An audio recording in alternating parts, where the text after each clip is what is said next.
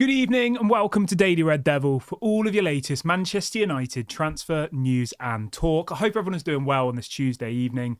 We're back with another massive show to bring you guys tonight. But before we jump into that, please do me one small favour, smash a like on the video, subscribe to the channel if you're new, and let's get straight on into it. So, on the show this evening, we're going to be discussing an official statement from Benfica on the potential sale of Joao Neves to Manchester United. This is coming directly from Benfica, the club, so we'll of course be talking about that.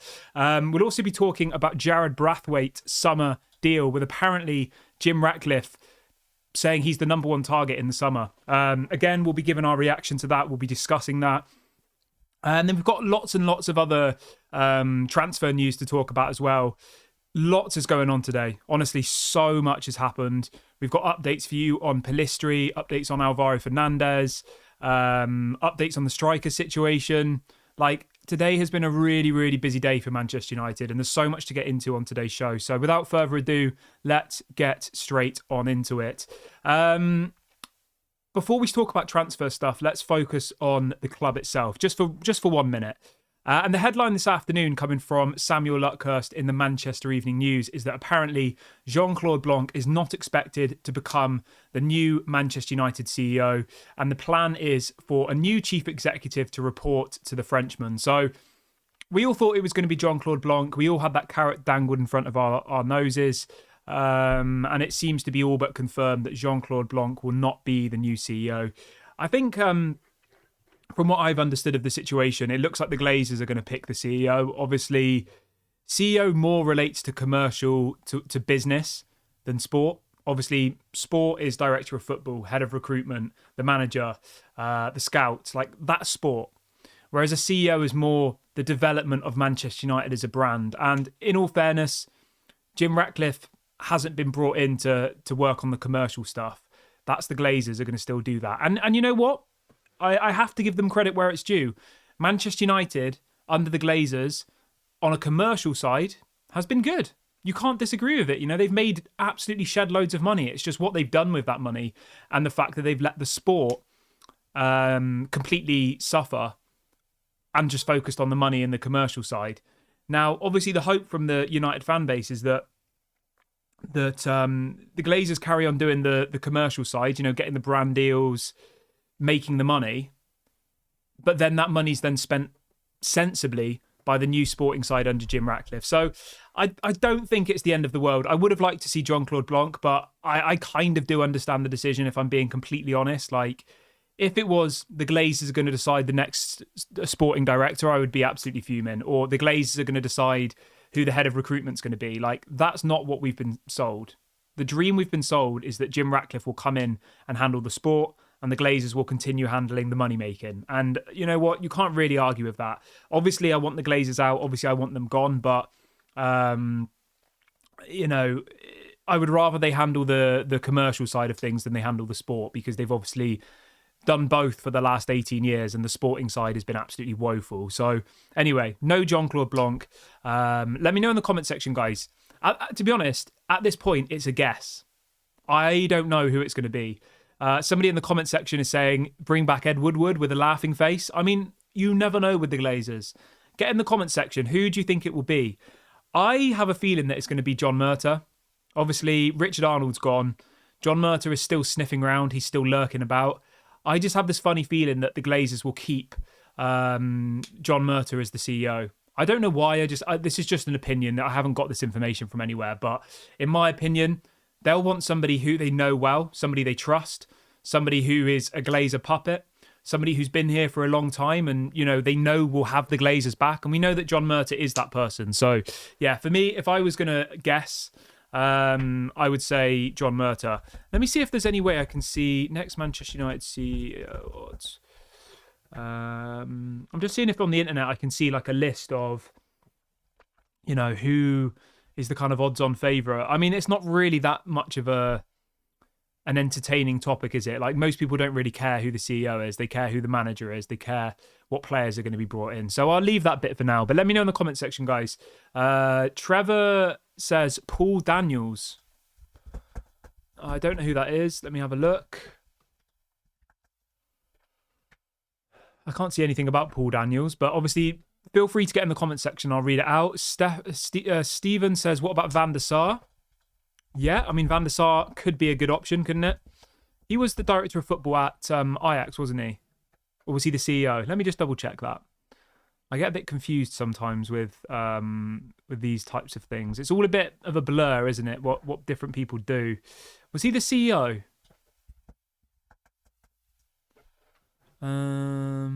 Yeah, so he was the CEO. Edwin van der Sar has resigned from his role as Ajax's CEO and has revealed an incredibly tough period that led for him to resign. Yeah, I mean, that could be an option. I think Edwin van der Sar would be a great option, you know? Obviously, he's got a very long history with the club. He's a legend of the club. I don't know why he resigned. If anybody knows in the comment section, let me know. He was there since 2012 at Ajax, it says. It says, thanks for everything. You embraced the CEO with the same vision that you defined your days as a player, blah, blah, blah. He was initially director of marketing, then became chief executive and had been on contract until 2025. He says, after 11 years on the board, I am done. We have experienced wonderful things, blah, blah, blah. I feel the need to take some distance to get rest and to do other things. It doesn't feel good to take decisions about the future of this wonderful club in the coming period. That is why I've decided to resign. Yeah, I mean, Van der Sar is obviously available. That could be an interesting option. Yeah, let me know what you guys think. Somebody says Van der Sar was at Old Trafford for the Villa game. Robert says, so apparently this Paul Daniels guy is a magician from the 80s. I mean, I'd never heard of him. But yeah, so obviously people are just trolling. That's obviously fine. It's a bit of a laugh. Yeah, so yeah, I agree with that person in the chat, actually. Why not?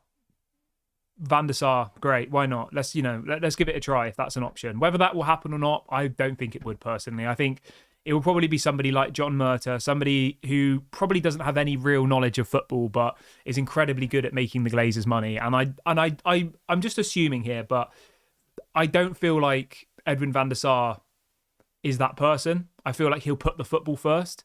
And I don't think that's what the Glazers care about. They'll want their CEO to be 100% focused on making money, getting in brand deals, making as much money as possible. And I don't think the football side of it will be a consideration. But let me know what you guys think. Richie says Edwin will probably want a break after his... Yeah, obviously Edwin was very ill, wasn't he? He had was it a tumour? He had some sort... He had something seriously wrong with him recently. Fred says, so who's going to have the say where the money goes? The Glazers, of course. So Serge and Ratcliffe running on fumes while they carry on as usual. Yeah, that is the thing, isn't it? Paul says that the Ajax fans turned on him. He is recuperating after a heart attack. Yeah, we'll have to wait and see, guys. But obviously, the focus of that bit of the show is that Jean-Claude Blanc will not be coming. Right, let's move on to some more transfer-related stuff. So there's some breaking news coming out literally in the last 5 minutes, that apparently Benfica are on the brink of signing Alvaro Fernandez. The deal will be a loan with an 8.6 million euros option to buy in the summer. It says that Manchester United have also included a sell-on clause and a buyback clause included in the deal. So Alvaro Fernandez to Benfica is effectively a done deal. Also Pellistri. Pellistri is apparently on the brink of moving to Granada in the Spanish league. That's literally just broken in the last kind of 5 or so minutes. Obviously, we spoke about this on the show this morning. They are Pellistri had interest from obviously Granada, PSV, and LA Galaxy. I mean, I'm just having a look now. Granada are literally second from bottom in the Spanish league. Like, he's going there for a relegation battle. I mean, it's good experience. And let me just say this, right? If Pellistri goes to Granada, who are second from bottom in the Spanish league, and doesn't play every single game, then I think you probably look to move him on in the summer, being completely honest, you know? They're second from bottom in a league that's way worse than the Premier League. He should be playing every single game. And hopefully he does that. Hopefully he goes to Granada, he absolutely tears it up, and then he comes back to Man United in the summer, and maybe he's our new right winger going forward, obviously with Anthony maybe being just a bench player. Like, I would be open to that. I think this is a big opportunity for him. I would have much preferred him to go to a Premier League side, but no Premier League side seems to be interested, which does surprise me, you know. I thought someone like a Luton or an Everton or someone like that might go in for Pellistri, but it just shows how competitive the Premier League is, that, you know, these clubs that we see as a lesser club towards the bottom of the Premier League still aren't maybe 100% on Pellistri or 100% on whether he's better than what they've already got. And that's where the big question marks are for me about Pellistri. I think he's definitely got the talent, but, you know, is he better than, say, I'm trying to think of a name off the top of my head. I mean, is he better than, say, somebody who plays for Everton? I mean, who plays, or even Luton? I mean, this is a bit of a controversial one. Is he better than Tahith Chong? I don't know. I haven't seen that much more from him to think he's better than Tahith Chong, who was obviously sold to Luton. Is he better than, I mean, who else plays down towards the bottom? Who plays for Burnley? Let's have a look. Is he better than that Ramsey guy? I'm not sure. Maybe not. So it's a difficult one, isn't it? And this will be the defining period for Pellistri, because at the moment, he's just a talent that excites the Manchester United fans. But the question is he going to go on to be a first-team player for Man United in the future? If not, you send him out on loan and then you try and sell him in the summer for more money. That's all you can really do, isn't it? But let me know what you guys think in the comment section. Pellistri to Granada, are you happy about that? Yeah, I don't know. Somebody in the chat says we should have never let Tahith Chong go. Yeah, I mean, you could even argue we should have not let Elanga go. Elanga's better than Pellistri. Elanga's better than Anthony, I would say, personally. I genuinely believe that. I genuinely think Elanga offers more than Anthony, without a shadow of a doubt, to be honest with you. The thing is, though, that you always have to remember with these types of players is, right, sometimes a club like Manchester United is just too big for them. I mean, saying that, right, Elanga, in the Premier League this season, he plays in the same position as Anthony. He's got 4 goals and 6 assists. 10 goals and assists in 20 games, averaging a goal and an assist every other game for Nottingham Forest. Whereas Anthony, who we paid £85 million for, hasn't got a single goal or assist this season. Not one. So it's crazy, isn't it, to think that we got rid of Elanga for, I think, about £15 million. He's gone to Nottingham Forest and is putting up really good stats. He's got better stats than Elise. That's a fact. He's doing better this season than Elise is. And United are trying to sign Elise. We got rid of him for 15 million. We then went and spent 85 million on a player who can't assist or score to save his life. And now we are where we are. So it's a funny old situation, really, isn't it? Lumen says, Kieran, can I share my feelings with you? I'm so fed up with Ten Hag that I don't mind Eric Ten Hag at this stage. Please forgive me. Sorry, let me read that again. I've read that wrong. Lumen, who's a regular on the channel, has said, Kieran, can I share my feelings with you? Yes, of course. That's what this channel is for. And Lumen says, I am so fed up with Eric Ten Hag that I don't mind Mourinho coming back at this stage. Please forgive me for my logic. Lack of opportunities are the reasons youngsters are failing at Manchester United. I said this on the show this morning, and people obviously always laugh at me and say, stop making excuses for Eric Ten Hag. I'll say it again now. If we're going to keep this set of players, you're going to keep the Rashfords, the Brunos, the Johnny Evanses, I'm not trying to single people out. And I said before that from our whole squad, I genuinely would only keep about 4 players, in my opinion, right? If you're going to keep all of these people who've been here for the last kind of however many years and only seem to be able to play counter-attacking football, then I genuinely would go and get Mourinho back, without a shadow of a doubt. Because I think he would be able to get more out of these players, these current set of players, than what Eric Ten Hag can do. Now, that doesn't mean that I'm saying Eric Ten Hag's a bad manager. He's a good manager. But I think Eric Ten Hag's style of play doesn't suit these players. Whereas Jose Mourinho's genuinely does. Like, look through our squad, right? Lindelof, Maguire, Dalot, Luke Shaw, Wan-Bissaka, Johnny Evans. All of those players sound like Mourinho-type signings. The only kind of progressive player in our current squad and in the defence is someone like Martinez and Dalot and maybe Varane, but he's probably too old now. You go through the midfield.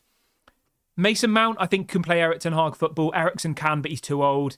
Pellistri, I don't know enough about, really. He hasn't really played enough. McTominay is a Mourinho-type player, literally. Mourinho loved McTominay. Mourinho would love Casemiro. Obviously, he was at Real Madrid, wasn't he? Mourinho when Casemiro was there. Mourinho would love Bruno. Mourinho would love Amrabat. Like, this squad is screaming for a manager like Jose Mourinho. Now, my personal preference, as I've said to you guys quite a lot over the last couple of days, is that in the summer, you get rid of 60, 70% of these players. And I think that's actually possible. I think it's realistic. I mean, Martial's contract's up.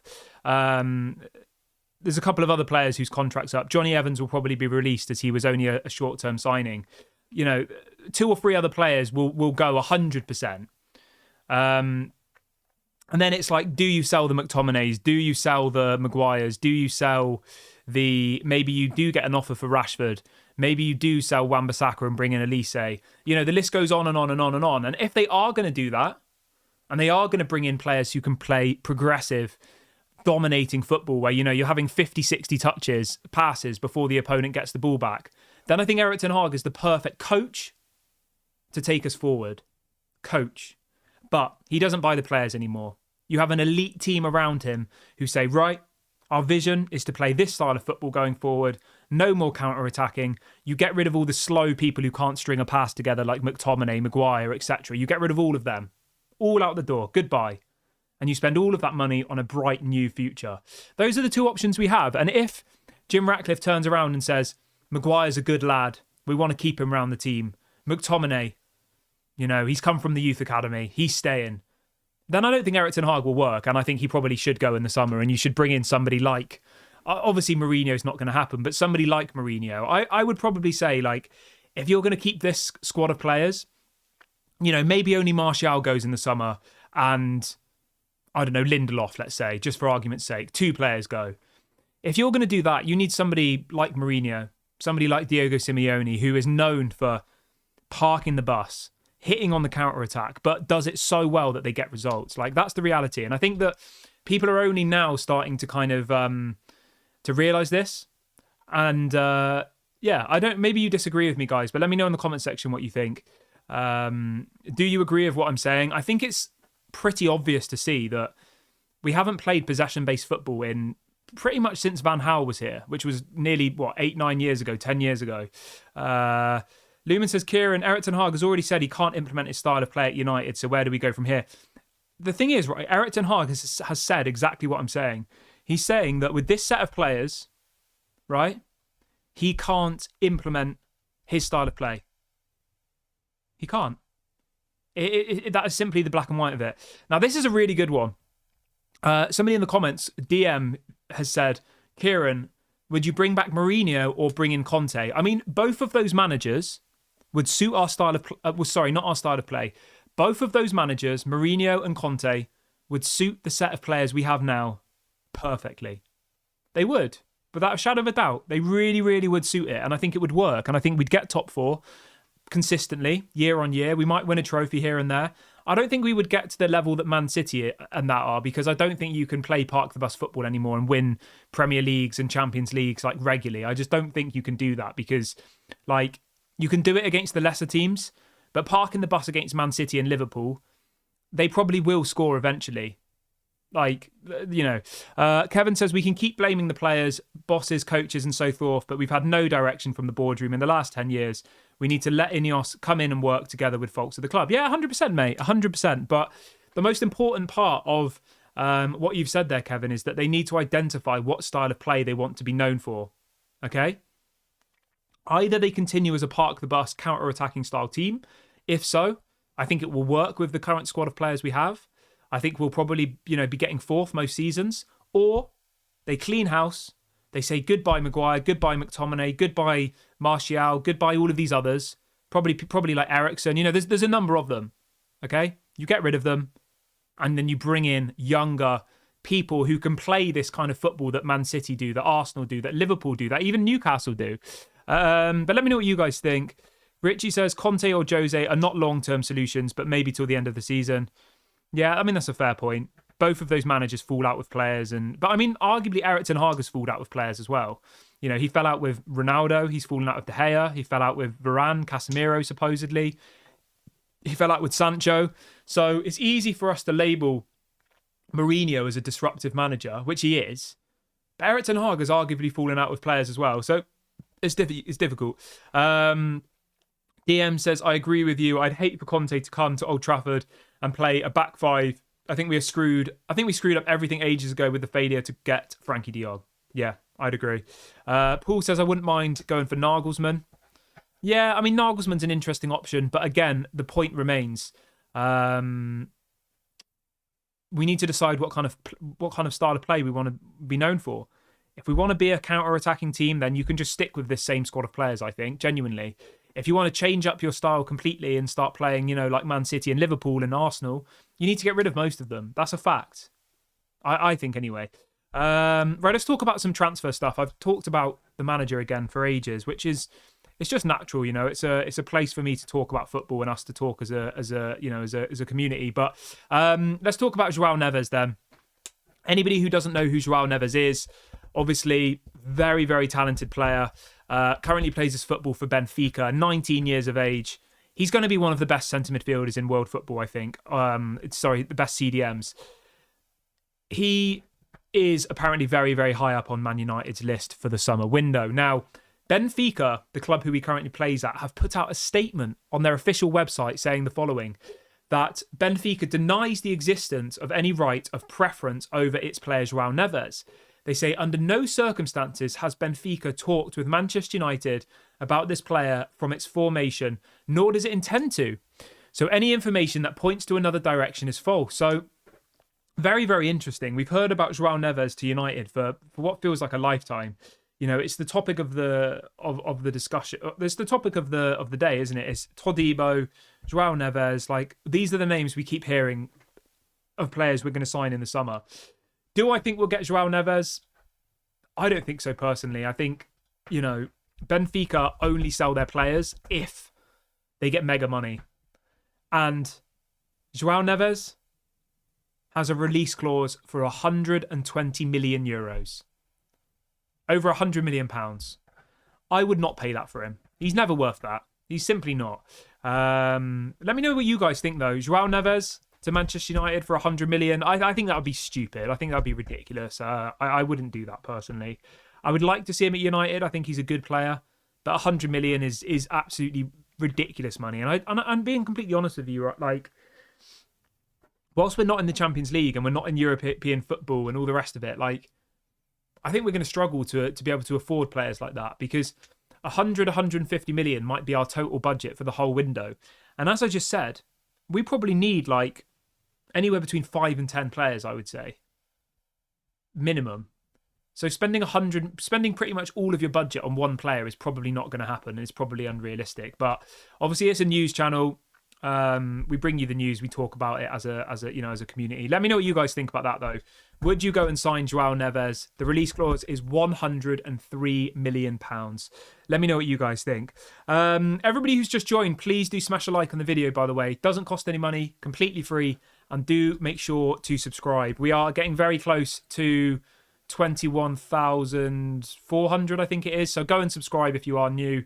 Do make sure to smash a like on the video. The final story we've got for you guys today is about Jarrad Branthwaite of Everton. Now, this story is popping up constantly today. He's somebody I like. Obviously, 21 years of age, English, centre-back, currently playing for Everton. And for anybody who's been living under a rock, Everton are about to be handed another points deduction, apparently, for more financial fair play breaches. I think that Everton are probably going to get relegated at this point. Like, they've already been deducted 10 points. They're about to be deducted more points. And if that happens, they will be forced to sell people. It's as simple as that. They will be forced to sell people. And Jarrad Branthwaite seems to be, apparently now, Manchester United's number one target. That's what the story is this evening, that Jim Ratcliffe wants Jarrad Branthwaite at all costs. How much that's going to cost? I don't really know. But it even goes as far as saying that Everton could be forced to sell him this transfer window because of how bad their situation is now with this points deduction and more financial problems they're going to be thrown under. They're only 1 point above the relegation zone at the moment. If they were to be deducted another 5 points, say, they would be second from bottom. Like, they're in a really, really precarious situation. And if they were to get relegated, like, it would be bad for them. It really, really would. But let me know what you guys think about Jarrad Branthwaite. Do you want him at United? Yes or no? Let me know in the comment section. Lumen says, isn't he a Liverpool reject? No, he's never played for Liverpool, mate. He started his career at Carlisle, then went to Everton. He was on loan at PSV last season in the Eredivisie, had a really, really good time there. And then he's come back to Everton now. So he's never played for Liverpool, no. As far as I'm aware, anyway. I can't see any reference to Liverpool. Richie says, Ineos won't spend stupid money on one player. Forget Neves, it won't happen. I would agree with you, mate. I would. But it's impossible to ignore the stories that are literally everywhere about this player. Lumen says, we should not pay anything more than 50 million for a player at this point. I would agree with that. And Robert says, we need to replace players that have been here for the last 10 years. When Pep took over City, he systematically got rid of those that did not suit his system. We need to give Ten Hag time. I agree with you, mate. I do. That would be my preference, to keep Eric Ten Hag and get rid of, as I said, 60-70% of the squad. And I genuinely believe that. I can break that down for you super quickly now before we end the video. The goalkeepers I keep just for the time being. Lindelof, no problem with him as a backup. Maguire goes.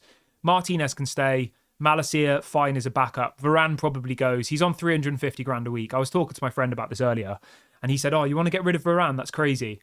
Rodri, the best CDM in the Premier League, has just won the treble at Man City.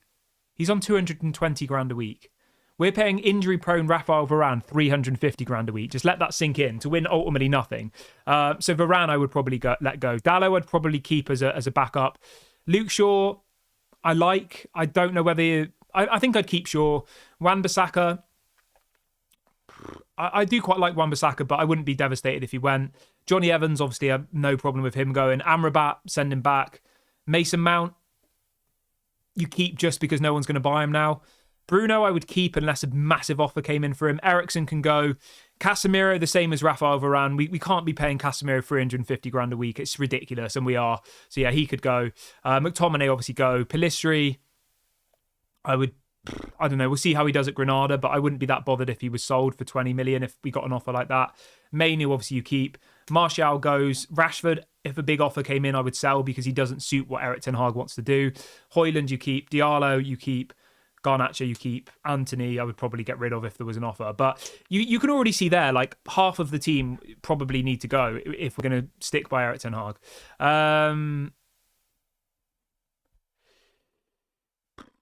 Lumen says, what does your inner soul say about